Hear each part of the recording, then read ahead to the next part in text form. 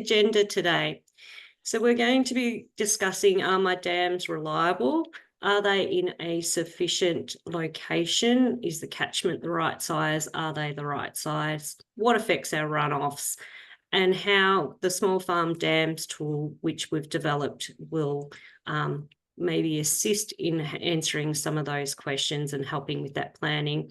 Brad will also touch on the other tools and resources that are available through Agriculture Victoria's website, and they look at measuring current dams, also looking at farm water planning as well.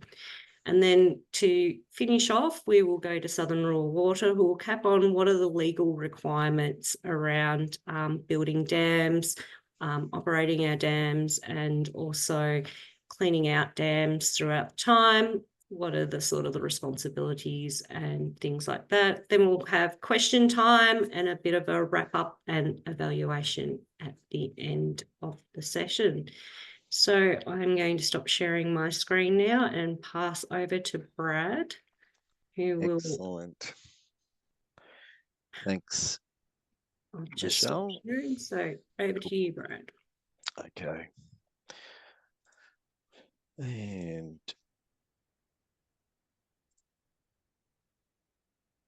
okay, and hopefully everybody's at least seeing a slide title from my end. But thanks, Michelle. Yeah, and hello everyone. My name's Brad Costin, and I'm with AgVic, and I'm up in northeast Victoria today, and quite timely the topic too. I was just looking at our rainfall records, and it's still been quite dry up in the northeast, and I think we've only had about, sadly, 10 mils this month, which hasn't been good. So anyway, just on today, I suppose.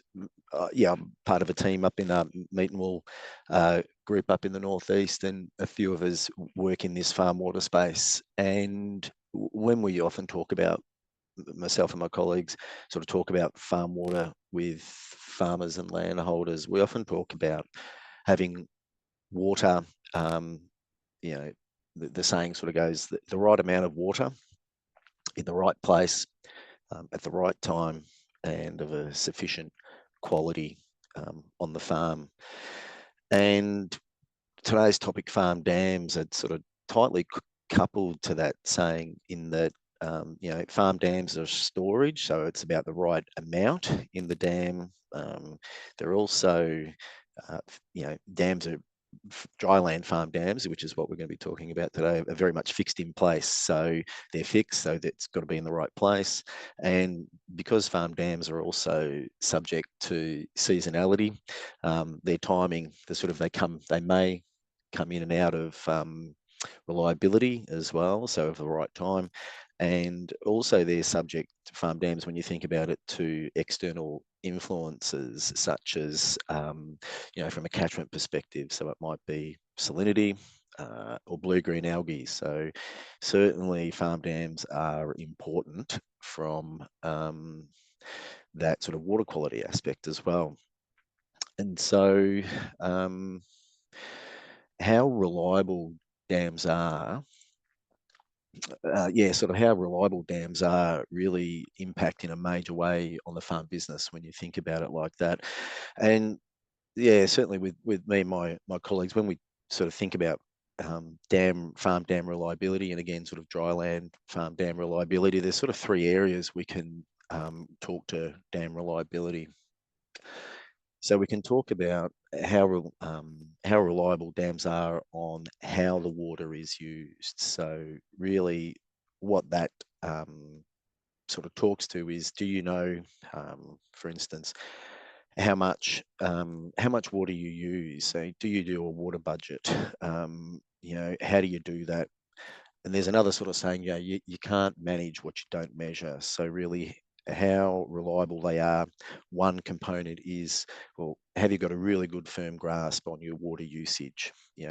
Peak usage times, peak flow times through troughs and things like that. You want to be able to have that information, and that, again, that exerts a big influence on your farm dam reliability, is how much you're using. So that's one aspect. The other aspect of dam reliability is how the actual dam storage performs. So when I'm talking about performance in that aspect, I'm talking about things, well, is there seepage, for instance, or leakage? All dams, unless they're lined, will start to leak or have some seepage through the soil, through the base of the dam. So, knowing, that certainly has a bit of an influence. Also, how the dam performs, things like sedimentation. Now, that could be sedimentation from the catchment, could be sedimentation from erosion on the excavation as well. But those things like that have a big, exert a big influence on how the dam performs in terms of its capacity.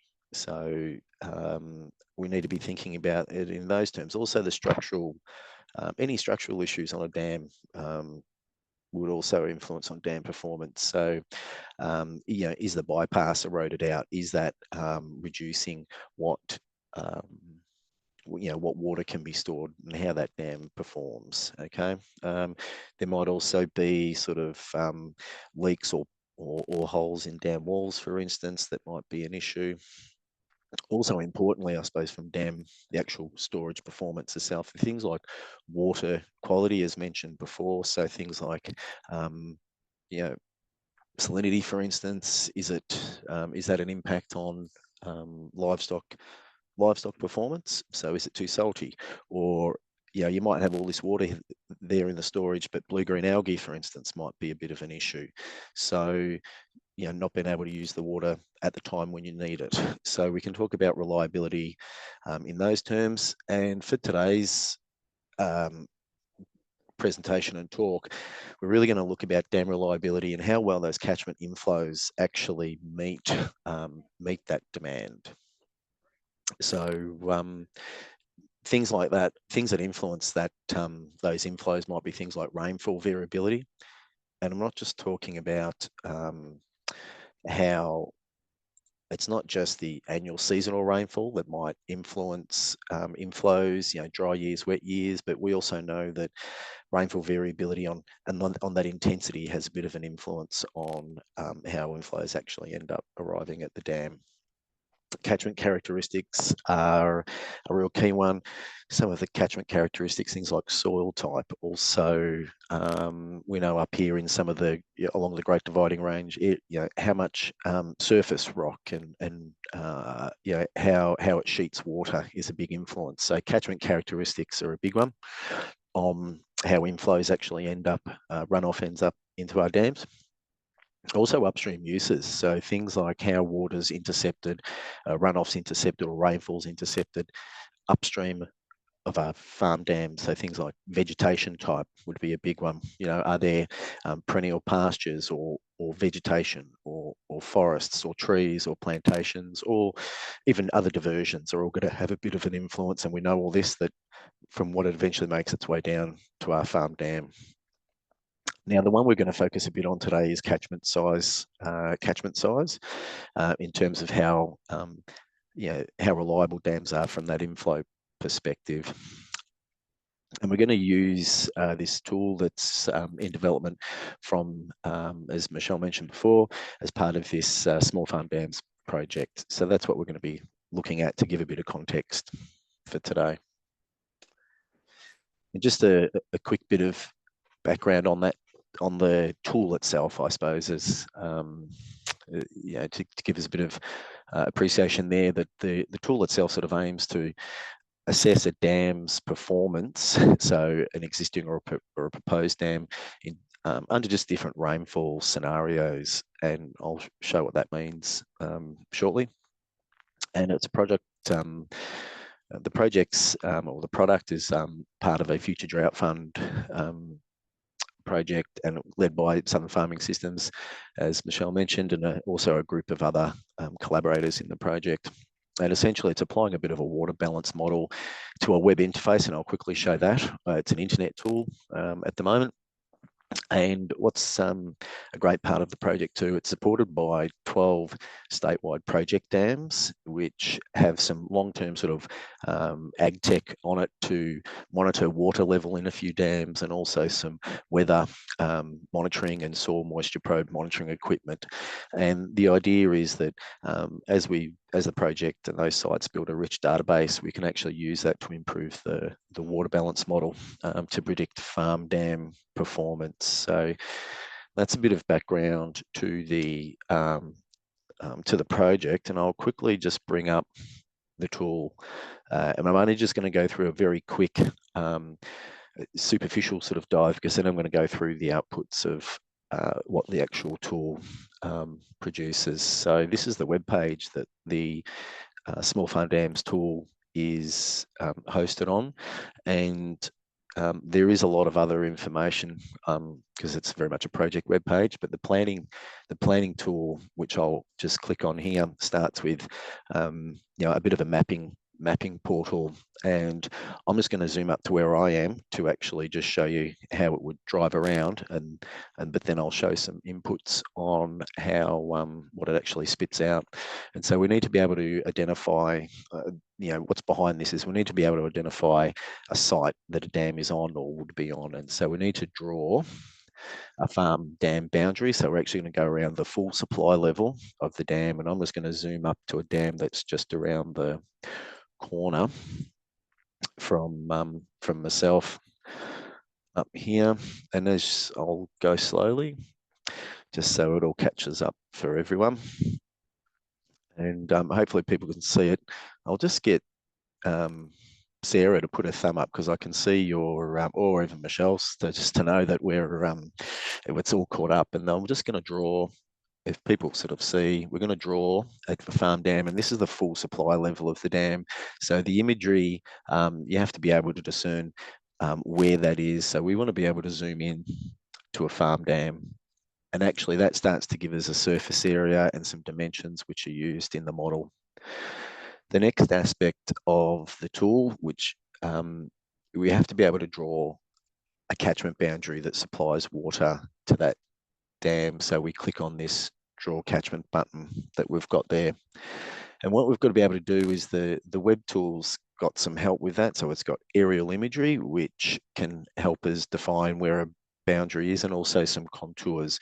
And probably the best thing to do is we need to be able to draw that in. So as land managers and farmers, you want to be out there when it rains to know where your catchment boundaries are for a particular dam. I mean, you can use the contours, which are a help, but knowing the aerial imagery in itself is very useful, because you will know the slight bumps and where the drains and things like that are on your dam. And so we actually start to draw here, if I use this dam, my catchment boundary, and we're going to sort of click a catchment and draw a catchment shape that if it rained, that drop of water would fall into that dam. And I'm just going to draw this here.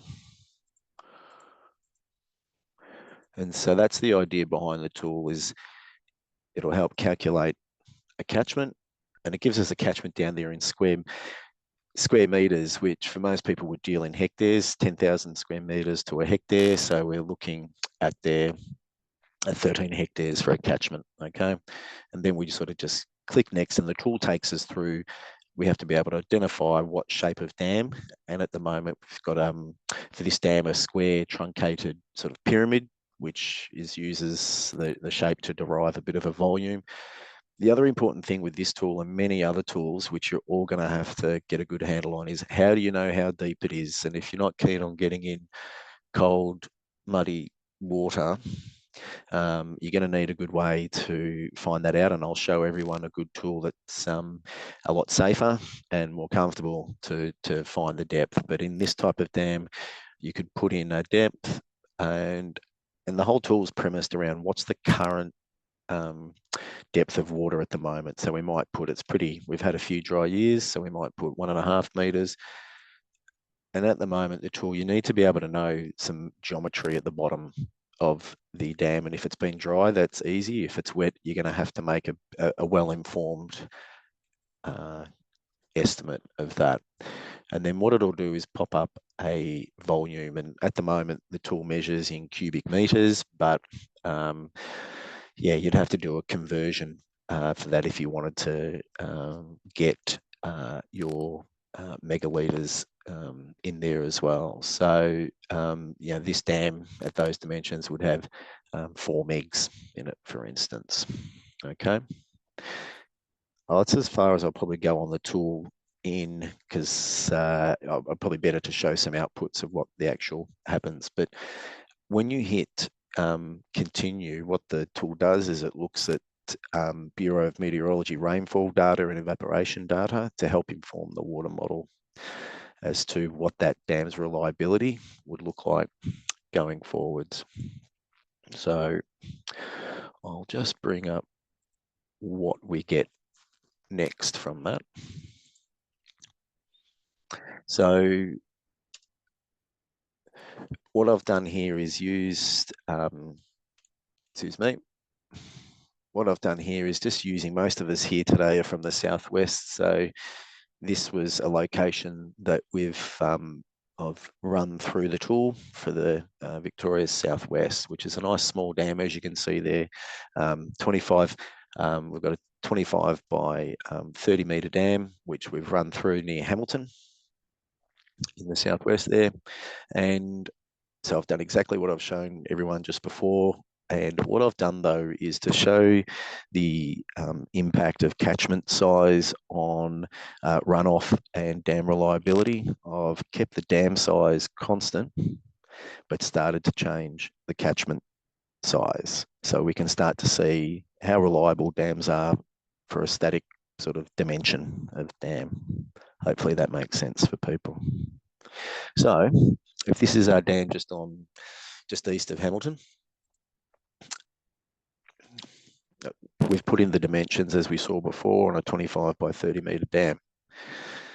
Now I've said dam when full was 2.5 metres, and happy to be told otherwise, but plenty of dams are deeper, plenty of dams might be shallower in the southwest, but I've gone with 2.5, and I've actually said the starting point for that dam is when we run this scenario going forwards for us, because that's what we want to know is what's going to happen in the future. At 1.5 meters.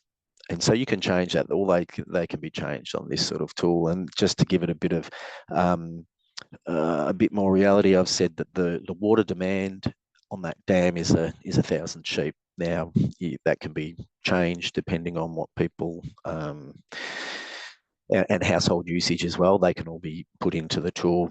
And the one feature of the tool, and especially going forward, is, well, what's the rainfall scenarios that we could be using to estimate runoff?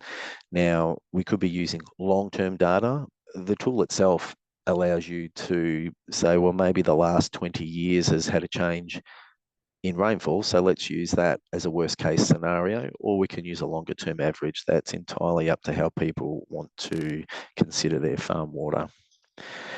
So if we're using that, and what the tool brings up is this bit of a graph, and I've just made some of the labeling a bit bigger. Hopefully people can see it. So for that dam that's 25 by 30 metres wide, 2.5 metres deep, we end up with, this is a bit of a tricky graph to get your head around, but I'll walk you through it. So the actual depth is on the bottom axis. So this is the water level, as you can see, 2.5 metres on the far right of that bottom axis. So that's our 2.5 metre dam. By putting in those dimensions, the dam geometry, we actually go, well, here's the volume, and the dam volume is just over a megalitre. So that's 1,000 cubic metres. And so that's that dotted line, if people can see that dotted line, full supply level. So that's the top of our dam. And then on the right-hand side, on the axis there, is a dam surface area. And that's used in informing things like the evaporation water balance models as well. So we end up, for a given water level depth, say a metre, if I go to the metre and I go up, I know that this dam in the southwest, when it's 1 metre deep, has about 400 cubic metres, so 0.4 of a meg, just to keep it easy. in that sense. And that line, as we go up to 2 metres, we can read across and so on and so on. So that's the background that we're going to go forward and just explore the effects of different catchment sizes on runoff into a dam of that dimension. Because we've selected the geographic location with that web mapping tool, it's pulling data from the Bureau, and it actually, what it does monthly, and as you can see there, some annual totals as well, yearly totals. And then I suppose what we want to know, and particularly given the last few years, and particularly for the southwest and other parts of Victoria, is we've had a lack of rainfall and runoff. So what the tool actually presents, and we'll see it in the next graph, is it says, well, we're going to see, what does the dam look like when it's very dry? And for the purpose of this is the monthly and the annual rainfall totals used in the model for a dry year. So in a drought year, 183 millimetres. In an average year, 544. And in a wet year, 685. Now, I'm a tourist down in Hamilton at the best of times, so people in the southwest on this webinar will definitely know how that fits with them, but at least it'll give you something to sort of go, okay, that's the rainfall scenarios we're using.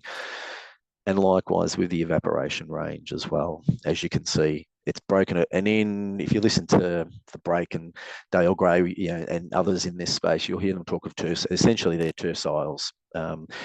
Rainfall records put into the lowest third, middle third, middle third and top third of records. Okay, so this is what the tool would spit you out as you go through the steps, as I sort of had before. So what this is saying, I've made the catchment size, as you saw me do a catchment size in the example, I've made one just 2.6 hectares. And at 2.6 hectares, here's the graph, and it shows again the full supply levels, just over a meg or 1,000 cubic metres. And our starting point was 1.5 metres, and that 1.5 metres equates to 600 cubic metres starting point, as you can see. And then what we can see about this dam is that volume and the height too, but it's dealing with it in volume here, is that in a wet scenario, we can see that the water level rises a little bit, as you'd expect in spring, yeah? And then as we get into November and the seasonal rainfall reduces, we can see that the water level drops down, and it sort of hits at about 200 cubic metres. And then we start to see in that type of rainfall scenario, and then it start to pick up again. And I suppose what's a bit of a trick in this scenario I've put here is that this would say that the dam never fills because the catchment's too small. Can you see how even in a wet year, it's never touching the full supply line? So what you'd think here is for a dam of that dimension at 2.5 metres deep, even starting at 1.5, is that it would rarely get up to its full supply. So if I was digging this dam, I'd be wasting my money in excavated material to dig the hole. I suppose importantly, what you can see here is that in the average rainfall band, monthly average rainfall, and even in the drought scenarios, that they dip down and they get very close to bottoming out, and they don't really pick up to re-establish. So what we're sort of seeing there is that in a drought scenario is that the water would last to next spring, but if that rainfall scenario maintained, we wouldn't pick up. Probably the other thing to remember too, and we've seen this a lot in dams, is that last sort of, to let you know, that 200 cubic metres is about to the last half metre. And I reckon a lot of people here on this webinar would know that when water gets that low in a dam, it's not particularly usable, and there's possibly even issues that come with that, with getting people or animals getting stuck in mud as well. So I suppose don't think that water's all usable when it gets that low as well. I'm just starting to see now, and you'll see I'm just dragging up the catchment size on this. So at a 4 hectare, just over a 4 hectare catchment, we can start to see that in this scenario, even in wet years, we're starting to creep up to that type of almost getting to that full supply. And the difference is that in average conditions, we still we just skimp through into next spring with some water in the dam. I'll just move it along, and we can start to see as that catchment size creeps up, things start to change a bit. And this is what we start to see, is that in what's defined in this tool as a wet year, that it just actually meets the full supply level. So if this was a dam with a bypass, the bypass would be flowing. And so that's what you're seeing, is this flattening out of the wet line on this. And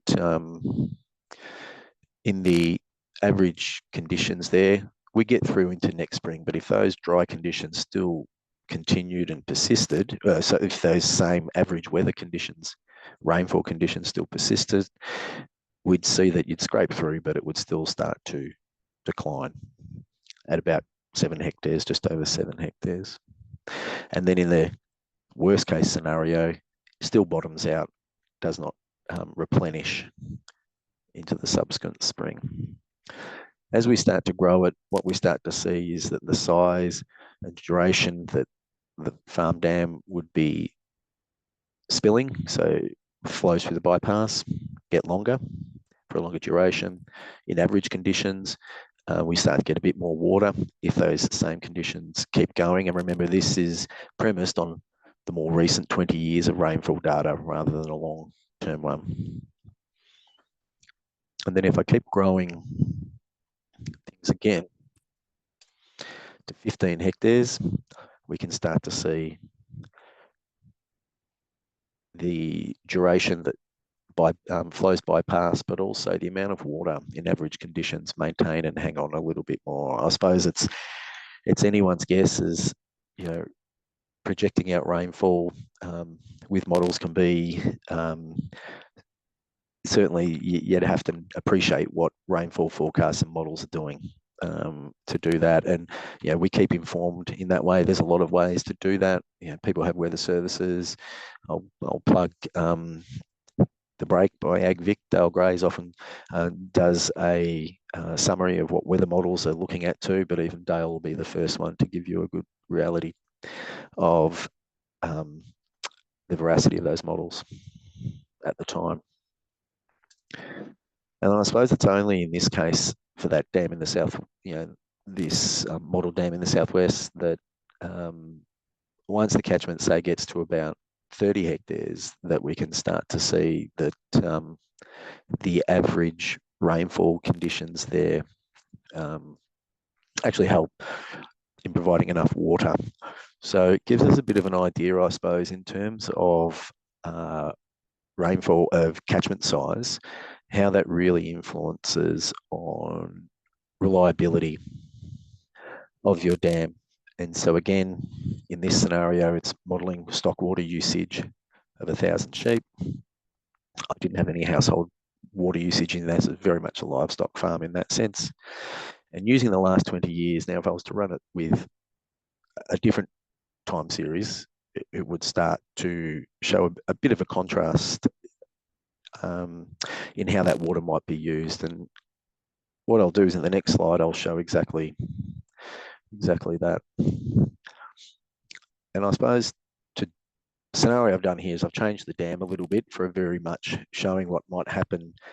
And certainly I'd be keen to hear how my dam, I did speak to a few people down who have a bit of knowledge of the southwest and some dam sizes, but there's certainly plenty of small dams, and as there are up here in the northeast, and I've worked across central Victoria and I see plenty of small dams. And I suppose to look at the effect of maybe how rainfall changes that, I've just got a small dam here of a nice tiny one, 20 metres by 20 metres, and remember, these don't include things like spring-fed dams. It's very hard to, I don't know how you'd even start to model or account for the influence of springs in dams. But for a small dam of 20 metres by 20 metres and only 1.5 metres deep, so we do see a lot of these. And if we put the starting point at a metre, and again, so we're familiar with these graphs, we've got, if I use a long-term sort of 50 years worth of rainfall, we can start to see that this dam here in wet years spills, and that might be very, that might reflect what people's experiences are in the southwest. And then, however, and even in the average years, the dams hang on through. But drought years, they dry up.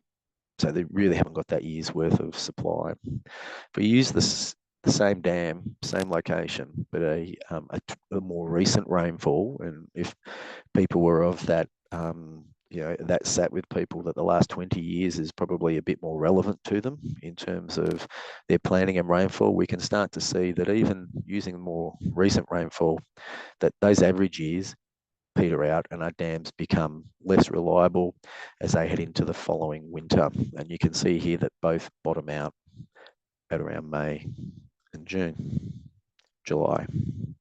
So I suppose that's just one way the tool can sort of help us explore about reliability in that sense.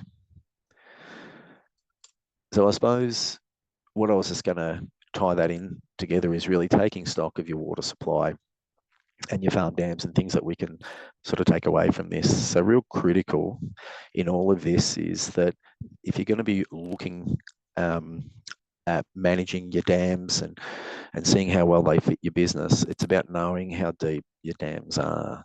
And you can guess this, or you can get a bit of an idea and actually measure it. But yes, that is really critical. And I'll show people a bit of a way to do that shortly after this. The other side of this is with reliability is knowing your water demand, as it is, or will it change? So if you don't, like I said, if you don't measure, it's hard to manage. The other key thing is investigate dam performance. You might be losing water, you might have leaks. Summer's not a bad time to check on a dam wall, for instance. If there's water coming through, you'll see bright green patches in many places there. So really take the time if that water storage is important enough for you. And then once you've done all that, thinking about, well, where are you exposed with your water supply and demand, and what options do you have to do this? Do you look at how you manage the demand side, or do you look at the supply? Are there bores, pipelines, other dams, desalination, urban pipelines you might be able to tap into? But that is, that's going to give you options as where you go. What I'm just going to do for the next 10 minutes is just to help you do that. I'm just going to show you some good resources that will help you answer those questions and put you in a good position. Just one of the tools, a few of us in AgVic have just updated our Managing Farm Water Supplies booklet, which is a nice little glove box size resource, which is a great little ready reckoner for things on to do with farm water. And a team of us here of AgVic have had input in updating that. And that booklet is available as a hardback or online PDF, and it goes into things and provides information to you at a farm level about how much water do you need. So it helps you with that water demand side of things, livestock requirement as well for water of different livestock classes. Also working out how much water do you actually have. So providing you some nice, easy lookup tables on how much water you would have in a dam, for instance. Talks to sources of water, water quality, and also has some very good tips learnt from previous droughts and some good contacts and references as well. It's not a bad little resource to help you with your farm dam management. Now, just here's a couple of videos that are quite useful. So the first one here is around measuring the depth of your dam, and it also, as well as working out the actual volume of your dams, it also talks about how you can actually measure that. And I'll show you what this dam deep is, but particularly in the southwest, one of our team, Greg Becker, had entered dam deep, and I'll show you what that is at Sheepvention for an innovation. So there's a bit of publicity there about something farmers can do to measure the depth of their dam. The other resource which is critical on dam performance is actually dam maintenance. So we've both got there's some 2 videos there which can help, and you can look at them on your phone or your computer. And that can sort of help you certainly look at your farm dam's performance in terms of, that reliability, and also know how much water you've got in there. The other tool and calculator out there is AgVic's got a summer water calculator. So the concept behind the summer water calculator is that it's a short-term calculator where if you need to know the depth of your dam and what are the livestock demands on the particular dam, but it actually takes on the premise that if it doesn't rain, how long will that water last you going through summer? And it actually gives you a report like you can see on the right-hand side of that slide there. About for 50 beef cattle, for instance, you might have 6 weeks remaining if it doesn't rain, or days of water, for instance. So nice little tool that if you're in the middle of summer and you know the depth of different dams, you'll get a bit of an idea on how long that might last. And probably just remember one thing it doesn't quite do is, like I said, that last bit of water is not always particularly usable. The dam deep, the little tool to actually measure the depth of your dam, and there's a picture of Greg there with a dam deep, which essentially it's a lovely bit of kit that most people and farmers would have at hand. So essentially a fishing hand line with a sinker at the bottom, and then 2 beads, sticky sort of beads or tight beads along the main line there. And then what you actually do is you cast the sinker, you cast out into your dam at your deep point, and you can plumb around for this. And what happens there, and as you can see, as the sinker hits the bottom of the dam, the foam float will push that bead up and keep pushing it up till it hits the surface.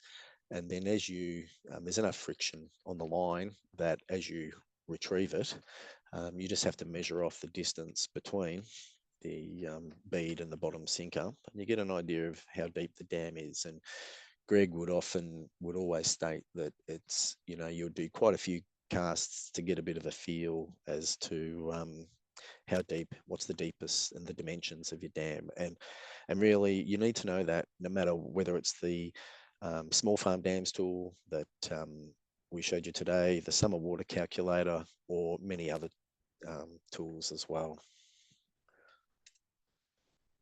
Now, when I spoke earlier about knowing how much, the demand side on a farm, AgVic's just also updated its total farm water calculator. So what that does is it gives it a whole farm-wide picture of farm water on the farm. So it looks at how much you use. It also looks at how much is in supplied from catchments, for instance. It also looks at storage. What are the storages that you've got? How much is in them? And it actually sums all these up. And then you can look a bit like a profit and loss sheet. From a finance perspective, you can have a look at how much storage and supply is compared to usage. And that gives you a full picture then of where where on the farm you might need to look at. And so this has just been upgraded, and it's now more user-friendly on a mobile device. Just to give you a quick idea on that, you actually put in your property location. It uses some background tables on rainfall, but you can also do a scenario where there's a dry year. So instead of Bairnsdale for an average rainfall of 710, you might use a dry year, and you can just put that in and it will calculate everything on a user-defined rainfall. But yeah, we just basically, with the total farm water calculator, it'll look at, provide summaries when you put in, you need to come with data on your livestock, for instance, how much water you use on farm for household, garden, dairy sheds, things like that. And then it actually starts to record all these. And then you end up with a total, for instance, in this scenario, an on-farm water use of 8 megs. And then at the end of it all, it'll give you a bit of a difference about how much you use versus what you've got on hand. And you can see if there's deficits, and then you can start to think about, well, what areas do I need to prioritise? Just in the last couple of minutes, some other tools. In the southwest, particularly, colleagues of mine in AgVic, Clem Sternfels and Adam and Julio and others have run some farm water planning sessions where we have some very sort of relevant questions around what that help sort of define some risk areas on farms, like can someone else operate your water system, and tied to this questionnaire and what sits behind it, depending on how you answer, is just some things like, well, if no one else can operate your water system, because it looks like something like down in the bottom left, is that, well, these are some of the actions you can do. Can you make prepare a water plan, have a document that shows people how to operate pumps, taps, those type of things, gates, which gates need to be opened. And so we've got some resources. So that's one thing we've been, one tool and resource that's available to producers. Another good resource from Grampians Wimmera, Mallee Water, and it's been around for a while, and it's a real Bibles around on-farm reticulation.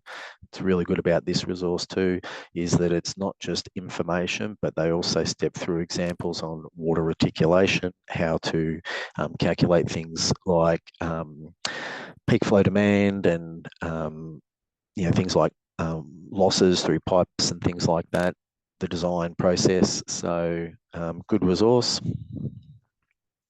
available online in a hard copy. If you've probably online's the best one. I've got a couple of hard copies, but I tend to keep a book order. I like to keep them.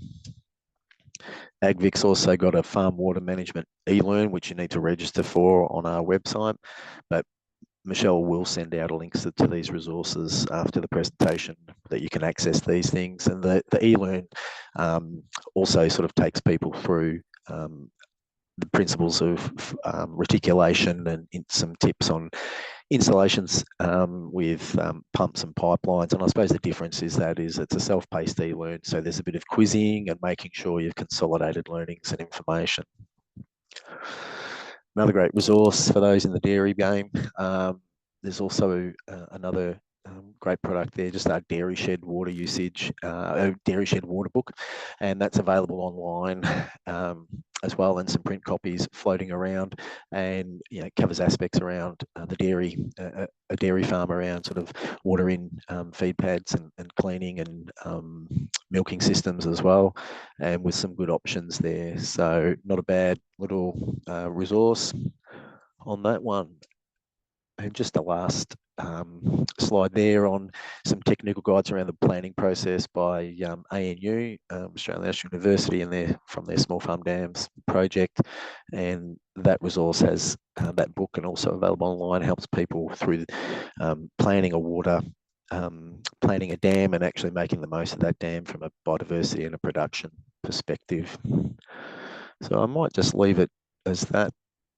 Michelle, have I kept to time? Perfect. No, fantastic. And the links to that, we've consolidated all those resources into one web page, and I've put that in the chat for people to access, but we also will be sending you out an email post the webinar as well. So next, we're up to Andrew from Southern Raw Water to discuss our legalities. So if you'd like to unmute and come on screen, Andrew. Yep, no worries. I'll just set up my sharing. You can see that. Yes, you just need to go into slideshow. Perfect. Cool. No worries. All right, let me just move some stuff around so I can see what I'm doing. And here we go. Cool.